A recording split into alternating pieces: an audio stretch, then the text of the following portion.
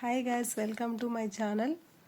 ఈరోజు నేను మీకు ఒక చిన్న చిట్కా చెప్తాను హెయిర్ గ్రోత్ గురించి, హెయిర్ ఫాల్ తగ్గడానికి.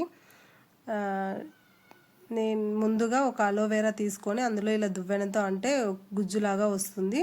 అందులోకి గుప్పెడు మందార ఆకులు, గుప్పెడు మందార పువ్వులు, కొంచెం గోరింటాకు నీట్గా శుభ్రం చేసుకొని అందులోకి కొంచెం కరివేపాకు, ముందుగానే కొంచెం నానబెట్టుకున్న మెంతులు వాటర్లో నానబెట్టుకోవాలి. అవి వాటర్తో సహా అందులోకి వేసుకొని మెత్తగా పేస్ట్ చేసుకోవాలి. ఇలా చేసుకున్న పేస్ట్లోకి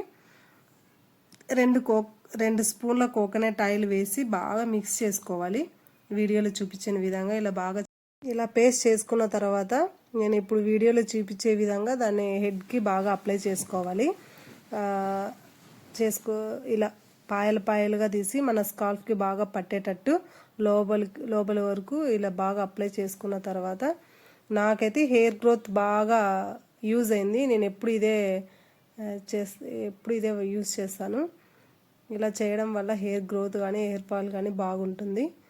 ఇలా చేసిన తర్వాత ఈ వీడియోలో చూపించిన విధంగా మొత్తం కింద వరకు మొత్తం అప్లై చేసిన తర్వాత